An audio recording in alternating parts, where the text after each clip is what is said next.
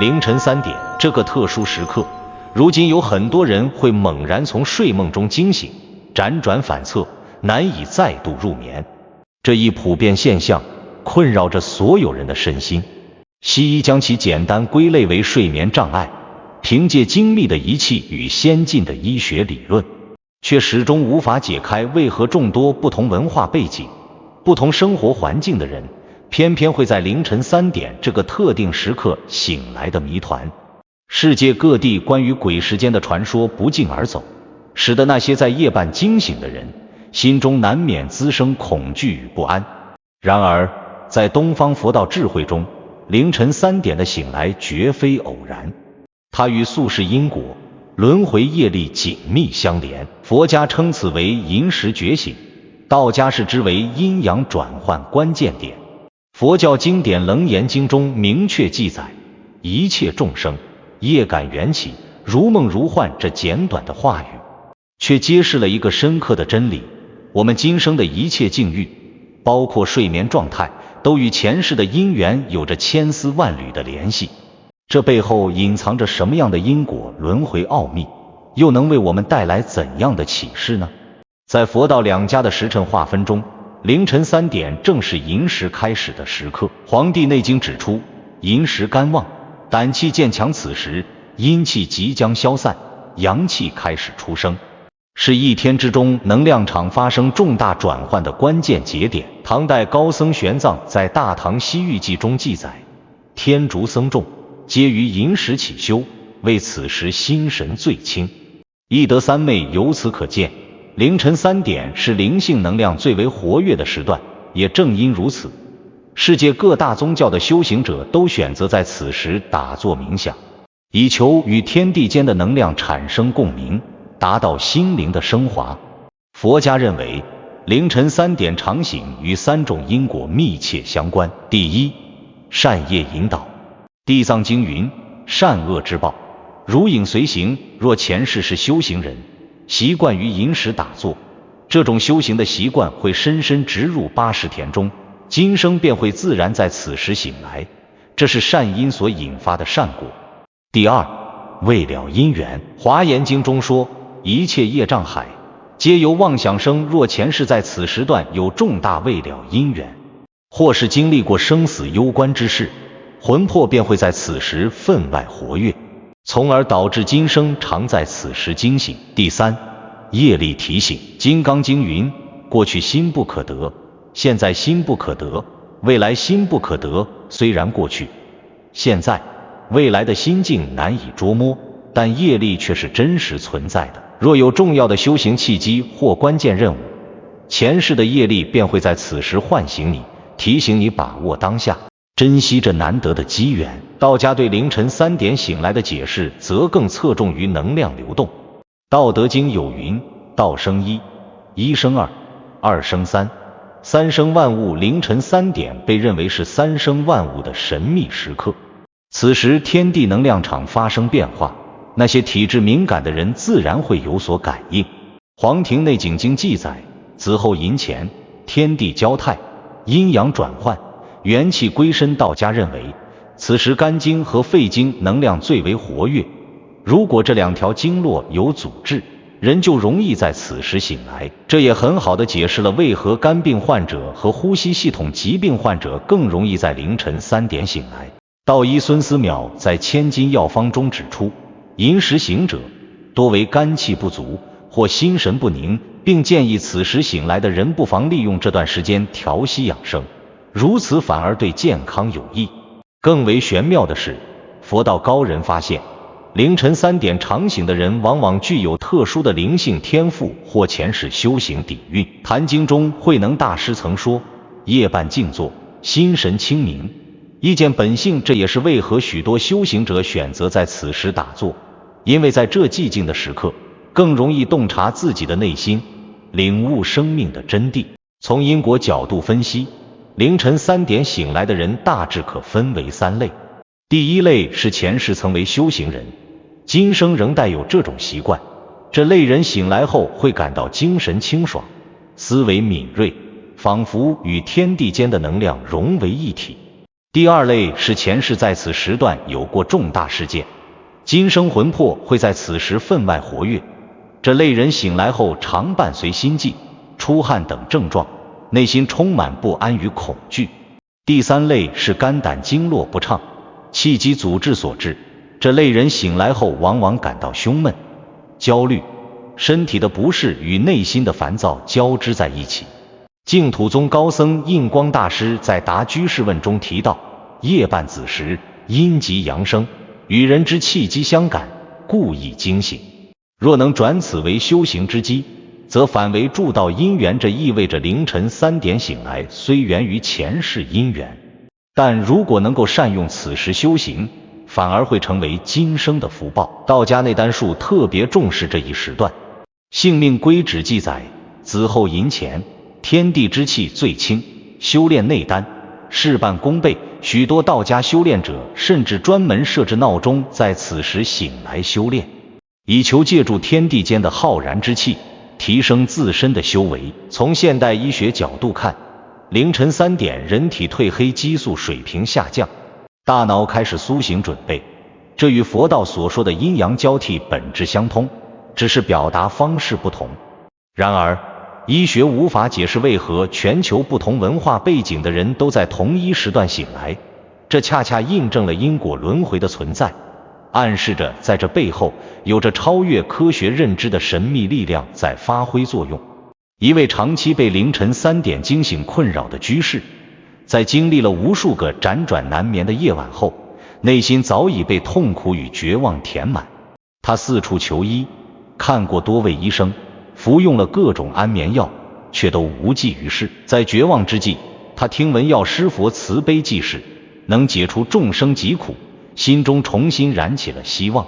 于是他怀着虔诚而忐忑的心情，踏上了寻找药师佛的艰难道路。居士历经千辛万苦，终于在一座云雾缭绕、庄严肃穆的深山古刹中见到了药师佛。只见药师佛端坐在莲花宝座之上，周身散发着柔和而温暖的光芒，那光芒仿佛能驱散世间一切黑暗与痛苦。药师佛慈悲的眼神仿佛能洞察世间一切疾苦，让人见之心中便生出无限的安宁与信赖。居士扑通一声跪地，泪水如决堤的洪水般夺眶而出，声音颤抖着痛苦地诉说：药师佛，我已有3年多，每晚必定在凌晨3点左右醒来，之后便再也无法入睡。我看过多位医生，服用了各种安眠药，却都没有效果。我查阅了许多资料，有人说这是鬼压床，有人说是健康出了问题，我到底该如何是好？我真的快要被这无尽的痛苦折磨得失去活下去的勇气了。药师佛轻轻抬手，示意居士起身，声音温和而庄重地问道：你可曾想过，为何偏偏是3点，而非4点或2点？为何在这浩瀚的时间长河中，命运选择让你在这个特殊的时刻醒来？居士抬起满是泪痕的脸，眼神中充满了迷茫与无助，摇头道：不知，我只知道，每到那个时刻，我就像是被一只无形的手从睡梦中硬生生拽醒，内心充满了恐惧和无助，完全不明白这究竟是为何。我曾无数次在黑暗中苦苦思索，却始终找不到答案。药师佛面容依旧慈悲，严肃地说：凌晨3点，乃寅时初始，天地之间阴阳转换之际。佛家称之为末法时代的警钟，道家称之为天地气机的枢纽。你频繁在此时刻醒来，非偶然，实乃因果使然。在这看似痛苦的经历背后，实则隐藏着你与佛法、与自身因果的深刻联系。这是命运对你的一次特殊召唤，是你生命中一个重要的转折点。居士惊讶地瞪大了眼睛，问道：药师佛，您的意思是，我凌晨3点醒来与我的前世因果有关？难道真如一些人所说，是阴间鬼魂活动的时间，所以人会醒来？药师佛缓缓摇头道：非也。佛法讲究因果，道家讲究天人合一，你我皆为天地之子，一举一动都与宇宙节律相呼应。凌晨3点醒来，背后隐藏着怎样的因果轮回奥秘，需要你静下心来，用心去探寻。这其中并没有什么可怕的鬼怪作祟，而是你自身的业力与天地之气相互作用的结果。你的每一次醒来，都是生命给予你的一次提示，一个让你反思、成长和觉醒的机会。见居士面露迷惘，药师佛语气更加和缓地说：你如今能有所觉，是一桩福缘，莫要惧怕，莫要逃避。凌晨3点醒来，不是灾祸，而是一种唤醒。这是你生命中的一个重要契机，是你与自身因果对话、与佛法亲近的时刻。顿了顿，药师佛继续问道：你可曾仔细体察，每次醒来之时，心头有何念动，身体有何异象，梦中可有征兆？要知道，这些细微的感受和现象，都可能是解开你命运之谜的关键线索。居士愣住了，陷入了深深的回忆之中。过了好一会儿，他才缓缓回答道：常常是心跳加快，口干舌燥，有时梦见陌生人影，有时听见耳边有细语。醒来时，心中泛起一股莫名的哀愁，仿佛有什么重要的事情被我遗忘了，却又怎么也想不起来。这种感觉让我无比煎熬，我常常在黑暗中独自流泪，不知道该如何摆脱这种痛苦。药师佛颔首道：此即是未了缘所牵。你心识未清，80田中尚存过往执念，借寅时阴阳转换之际浮现于表。这些现象都是你前世未了因缘的显现，他们在提醒你，是时候去面对，去化解这些深藏在内心深处的因果了。每一个梦境，每一种感受，都是你灵魂深处的呼唤，是你与前世今生的连接。居士惊问：那我该如何解脱？若是前世之业所致，我今生是否注定要受此困扰？难道我就无法摆脱这痛苦的折磨了吗？难道我的命运就如此悲惨，只能在这无尽的痛苦中挣扎吗？药师佛合掌，口诵药师咒，那庄严而神圣的咒语声在鼓刹中回荡，仿佛拥有一种神奇的力量，能驱散世间一切烦恼与痛苦。片刻后，药师佛念记：缘起性空非实有，业海无涯度有舟。回观内心真本性，3更梦醒见源头送毕。他睁眼慈祥地说：因果非宿命，觉醒之人可转业力为道力。你当从此刻起，将3点醒来不视为梦魇，而是做修行之门。只要你愿意用心修行，借助佛法的力量，就一定能够化解业力，摆脱痛苦。你要相信，在这世间没有无法化解的因果，没有无法战胜的苦难，只要你有坚定的信念和不懈的努力。接着，药师佛传授居士一段寅时调息法：醒来之际，莫急反眠，先闭目静坐，深呼吸3次，以舌抵上颚，内观呼吸流动，念一声南无药师琉璃光如来，感受药师佛的慈悲与力量注入身心，心神自然归一。再思一念善愿，愿众生离苦得乐，广结善缘，回向众生。如觉内心扰乱，可默诵药师经1遍，以清障碍。若能每日坚持，渐入静定之境，你的身心将逐渐得到净化，业力也会慢慢消解。在这个过程中，你会逐渐发现，痛苦并非是一种惩罚，而是一种成长的催化剂。居士感激涕零，当即跪地礼谢，多谢药师佛慈悲开示，我一定谨遵教诲，用心修行，不再被这痛苦所困扰。我愿意以坚定的信念，踏上这条修行之路，去寻找内心的平静与解脱。药师佛微笑道：你能明此机，已属难得。世人常困于表象，执迷梦境而不知梦醒，正是修行之时。在这尘世之中，太多人被外在的虚幻所迷惑，忘记了内心的真正追求。而你能够在凌晨3点的痛苦中寻求解脱之道，这本身就是一种觉悟。你已经迈出了走向光明的第一步，只要坚持不懈，未来必将收获无限的美好。随后，药师佛又讲了2位曾经历类似饮食醒觉的修行者故事。其一为明代书生张子谦，此人多病早慧，每夜饮食即醒。初时他被这突如其来的醒来所困扰，内心充满了焦虑与不安，不知道自己为何会遭受这样的折磨。然而他并没有被困难打倒，而是积极寻求解决之道。后来他遇到一位道士，道士指点他习的静坐观息之法。张子谦按照道士的教导，每日坚持修行。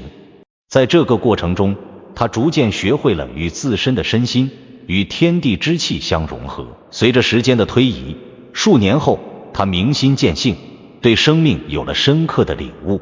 他将自己的修行经历和感悟著成饮食业记，流传后世，希望能帮助更多像他一样在痛苦中挣扎的人。药师佛讲述道，张子谦在经历痛苦的饮食醒觉后，没有放弃，而是勇敢地面对困难。他通过不断的修行，最终实现了心灵的升华。他的故事告诉我们，只要有决心，有方法，痛苦也能成为修行的助力。每一次的困境都是我们成长的阶梯。其二为近代比丘尼明智师太。出家前他多梦魇缠身，每到凌晨3点醒来便惊悸不止，内心充满了恐惧和绝望。那种痛苦的感觉让他觉得自己仿佛置身于黑暗的深渊，无法自拔。后来他选择入山修行，在山中的老尼传梦醒观心法。明智师太开始按照老尼的教导用心修行。在修行的过程中，他逐渐学会了将对饮食醒觉的恐惧转化为修行的动力。他以坚强的意志不断地克服内心的恐惧和不安，最终他转不为喜，通过长期的修行终证果位。药师佛语重心长地说，明智师太在面对痛苦时选择了勇敢地面对，选择了出家修行，借助佛法的力量，从内心深处去化解恐惧和不安。他通过梦醒观心法，将对饮食醒觉的恐惧转化为修行的喜悦，最终证得果位。这说明，无论我们面临怎样的困境，只要心怀佛法，就一定能够找到解脱之路。在佛法的指引下，没有什么困难是无法克服的。所以你看，药师佛望着居士，目光中满是鼓励。每一场凌晨的醒来都是业力的回响，也是修行的机缘。有人畏惧黑夜，有人却从黑夜中见光。你要相信，你也有能力从这痛苦的经历中找到属于自己的光明。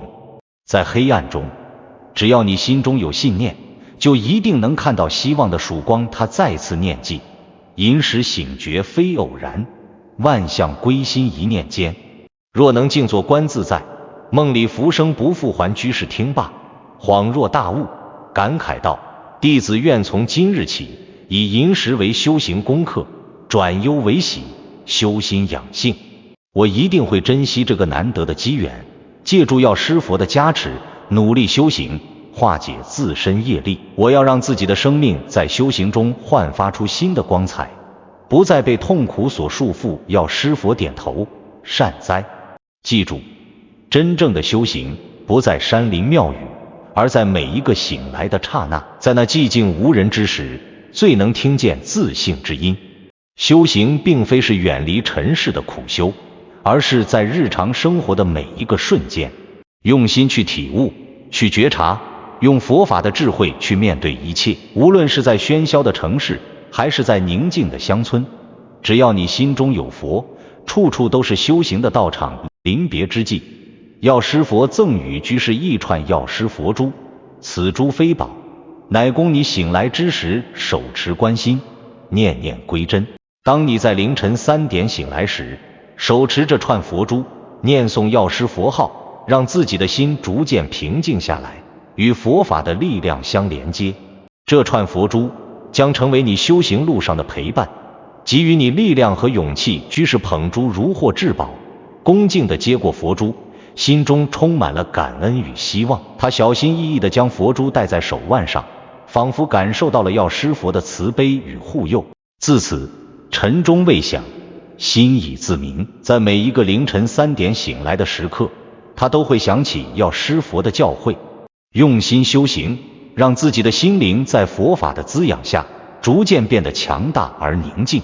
多年后，居士义成一方禅师，他将药师佛的慈悲与智慧传承下去，每每教人皆从饮食醒觉说起，劝人勿惧黑夜，勿躲因果，而要从每一个突如其来的梦醒中寻回真正的自我。他在讲堂上常说，若你在凌晨3点醒来，不妨意念微笑，问自己，此刻醒来是因何事未了？是何人呼我？又有何道未行？在这寂静的时刻，静下心来，与自己的内心对话，你或许就能找到答案。不要害怕痛苦，因为痛苦是成长的必经之路。不要逃避因果，因为只有面对因果，我们才能获得真正的解脱。众弟子闻言，皆闭目沉思，心生敬意。他们被禅师的话语所触动，仿佛在黑暗中看到了一丝光明，找到了前行的方向。而后他写下《银石修心录》一书，广传于世。其序言云：梦中惊醒，不为恶兆，乃灵性提醒。若你曾在银石醒来，请知这是命运轻声叩门，唤你回家。每一次凌晨3点的醒来，都是命运给予我们的一次宝贵机会，让我们能够重新审视自己。如果你喜欢佛学内容，记得点赞和订阅，不错过每一次深刻的分享和启发。让我们一起探索佛法的智慧。